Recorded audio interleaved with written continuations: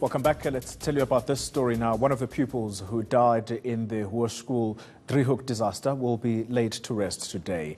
A structural collapse there claimed 4 lives. Most of the victims remain in hospital, with some still in a critical condition. ENCA's Jandré Steyn joins us live from Vanderbijl Park. Jandré, good morning to you. I imagine it's a somber day there today with Jandré Steyn being laid to rest today. Yes, today is definitely the first of 4 very difficult goodbyes in the community of Vanderbijl Park. Today, Jandré Steyn, a 13-year-old boy who lost his life when that walkway collapsed on Friday, will be laid to rest with the 3 others scheduled for tomorrow. So we are expected to start with the funeral service at around 11 a.m. this morning, and already we've seen quite a number of people making their way into church here behind me. Not only pupils from Hoërskool Driehoek dressed in their uniforms, but also a number of other school kids with other school uniforms on coming out to show their support.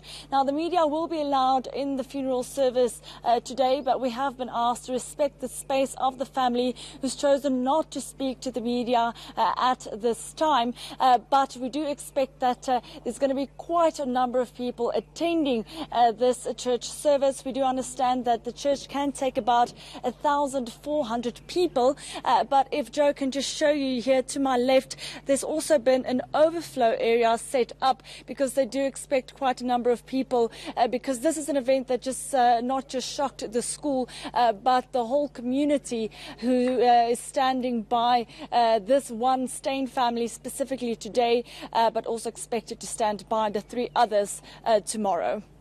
Jandré, of course, in the week we saw the counselling session for matric pupils who I imagine would have been the ones who perhaps witnessed this tragic disaster. Talk to us about how that went, but also at the same time when school is expected, that particular school is expected to reopen. Yes, all that processes have been underway since Friday when counselling started immediately. But we saw specifically on Monday and Tuesday a number of counselling sessions that were underway at the school, different little groups gathering at the school.